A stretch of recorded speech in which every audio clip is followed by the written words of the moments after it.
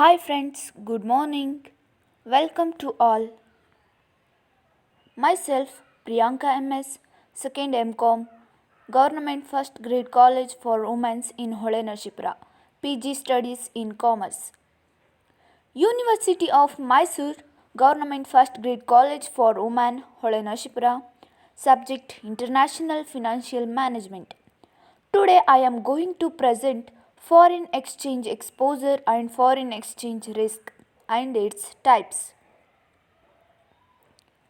First, we know about foreign exchange.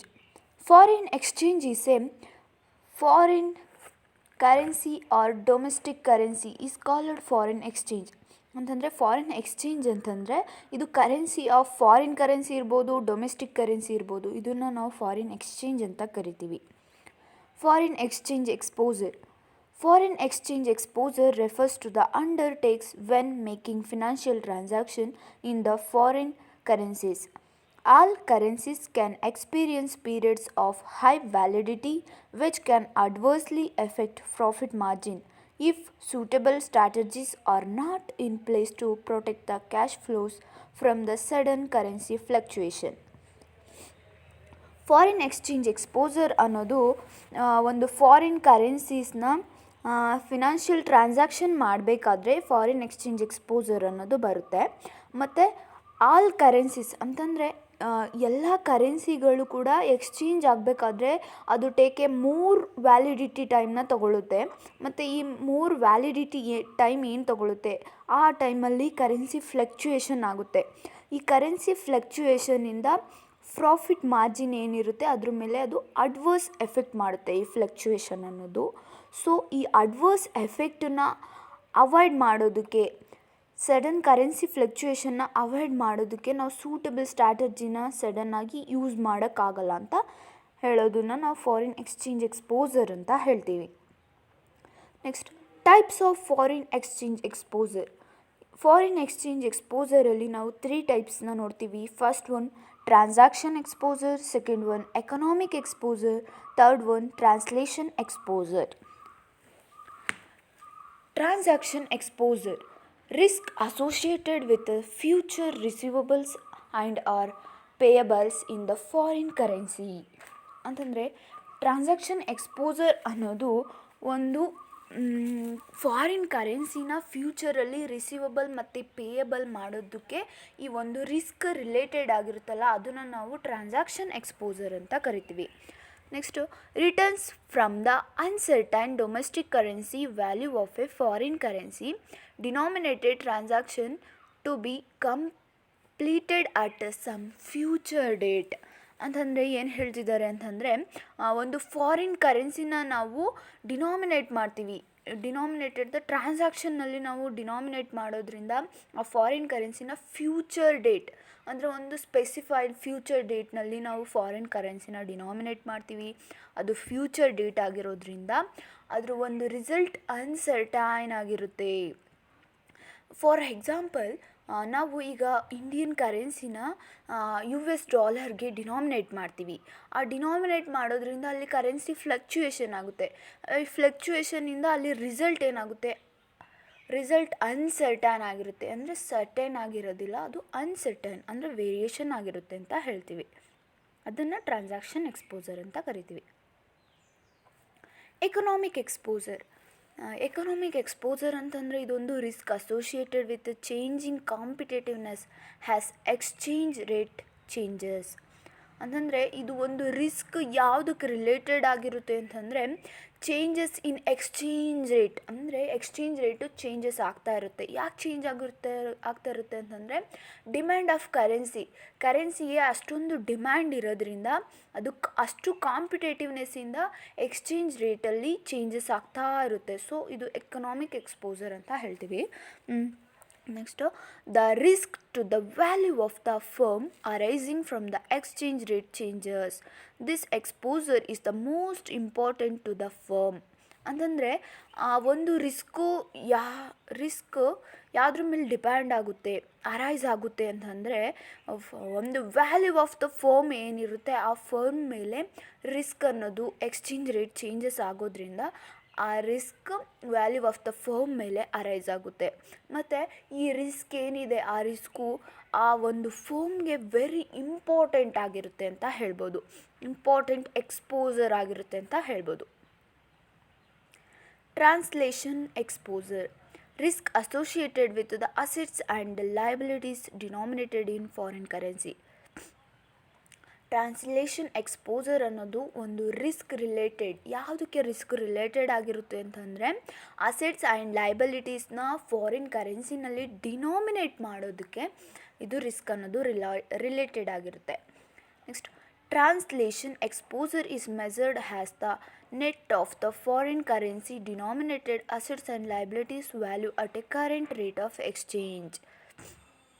ಅಂತಂದರೆ transaction ಎಕ್ಸ್ಪೋಸರು ಒಂದು net foreign ಕರೆನ್ಸಿನ measure ಮಾಡಿ ಅದನ್ನು ಯಾವುದ್ರಲ್ಲಿ ಡಿನಾಮಿನೇಟ್ ಮಾಡುತ್ತೆ ಅಂತಂದರೆ liabilities and assets of the current rate of exchange.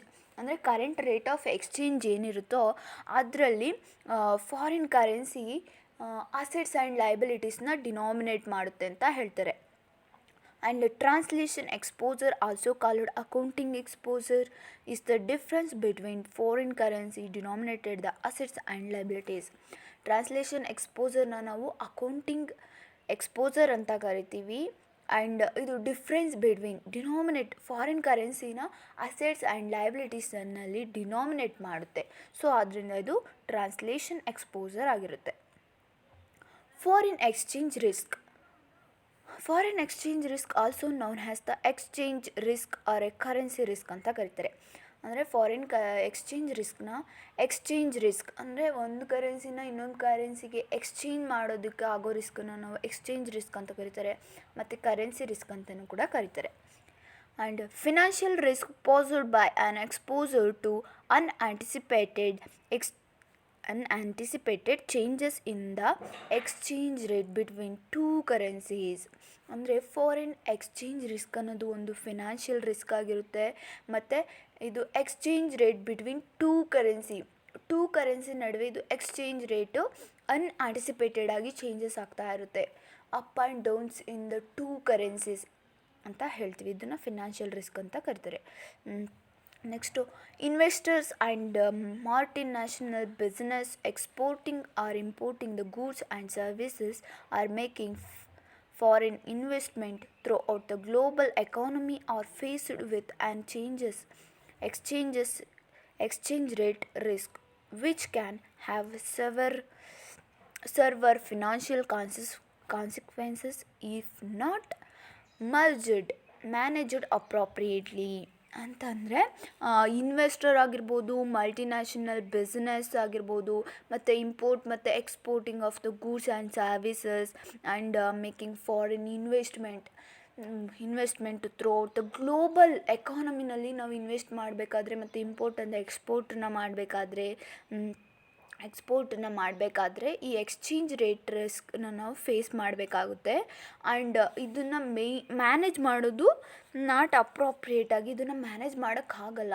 Because ಇದು ರಿಸ್ಕ್ ಆಗಿರೋದ್ರಿಂದ, ರಿಸ್ಕ್ ಅಂದರೆ ಆ್ಯಕ್ಚುಲ್ ಇಂಪ್ಯಾಕ್ಟ್ ಆಗಿರೋದ್ರಿಂದ ಅದನ್ನು ಅಪ್ರೋಪ್ರಿಯೇಟಾಗಿ ಮೇಂಟೈನ್ ಮಾಡೋಕ್ಕಾಗಲ್ಲ ಅಂತ ಹೇಳ್ತಾರೆ. Next, methods used in translating assets and liabilities. Assets and ಲೈಬಿಲಿಟೀಸ್ನ ನಾವು ಟ್ರಾನ್ಸ್ಲೇಟ್ ಮಾಡಬೇಕಾದ್ರೆ ಯಾವೆಲ್ಲ ಮೆಥಡ್ಸ್ನ ಯೂಸ್ ಮಾಡ್ತೀವಿ ಅಂತಂದರೆ, first one current or non current method ಅಂತ ಹೇಳ್ಬೋದು. Second one monetary or non monetary method. Third one temporal method. Fourth one current rate method. Types of foreign exchange risk. Foreign exchange ರಿಸ್ಕಲ್ಲಿ 3 ಟೈಪ್ಸ್ನ ನೋಡ್ತೀವಿ. First one transaction risk, second one translation risk, third one economic risk. Transaction risk. This type of risk primarily associated with the imports and export. If a company exports goods on credit, then it has a figure for the debtors in its accounts. The amount it will finally receive depends on the foreign exchange movement from the transaction date to the settlement date. ಅಂದರೆ transaction risk ಅನ್ನೋದು ಇದು ಒಂದು type of risk ಆಗಿರುತ್ತೆ. And ಇದು primarily ಯಾವುದಕ್ಕೆ related ಆಗಿರುತ್ತೆ ಅಂತಂದರೆ transaction risk import and export ಮಾಡೋದಕ್ಕೆ ಇದು ರಿಲೇಟೆಡ್ ಆಗಿರುತ್ತೆ. And A company export goods on credit, ಅಂದರೆ ಒಂದು ಕಂಪನಿ ಗೂಡ್ಸನ್ನು ಎಕ್ಸ್ಪೋರ್ಟ್ ಮಾಡ್ತಿದೆ ಆನ್ ಕ್ರೆಡಿಟ್ ಬೇಸ್ ಮೇಲೆ ಎಕ್ಸ್ಪೋರ್ಟ್ ಮಾಡ್ತಿದೆ. ಆ್ಯಂಡ್ ದ ಫಿಗರನ್ನ ಒಂದು ಕಂಪ್ನಿನಲ್ಲಿ ಅಕೌಂಟ್ನಲ್ಲಿ ಡೆಟಾರ್ಸ್ ಆಗಿ ರೆಕಾರ್ಡ್ ಮಾಡ್ಕೊಳ್ಳುತ್ತೆ. ಮತ್ತು ದ ಅಮೌಂಟ್ ರಿಸೀವ್ ಆಗುತ್ತಲ್ಲ, ಅದು ಯಾವ ಬೇಸ್ ಮೇಲೆ ಅಮೌಂಟ್ ರಿಸೀವ್ ಆಗುತ್ತೆ ಅಂತಂದರೆ ಮೂಮೆಂಟ್ ಆಫ್ ಫಾರಿನ್ ಎಕ್ಸ್ಚೇಂಜ್ ಏನು ಮೂಮೆಂಟ್ ಆಗುತ್ತೆ from the transaction date to settlement date.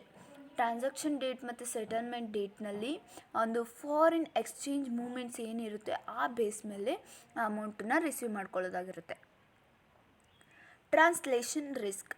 The financial statement of overseas subsidiaries are usually translated into the home currency in order that they can be consolidated into the group's financial statements if is from one currency to another. ಅಂತಂದರೆ translation risk ಅನ್ನೋದು ಇದೊಂದು financial ಸ್ಟೇಟ್ಮೆಂಟನ್ನು overseas subsidiaries ಏನಿರ್ತಾರೆ ಆ subsidiaries ಎಲ್ಲ ತಮ್ಮ home ಕರೆನ್ಸಿನ translated to another country ಕರೆನ್ಸಿಗೆ ಟ್ರಾನ್ಸ್ಲೇಟ್ ಮಾಡ್ಕೋವಾಗ ಫಿನಾನ್ಷಿಯಲ್ ಸ್ಟೇಟ್ಮೆಂಟ್ ಓವರ್ಸೀಸ್ ಸಬ್ಸಿಡರೀಸಲ್ಲಿ ಕಂಡಕ್ಟ್ ಮಾಡ್ತಾರೆ.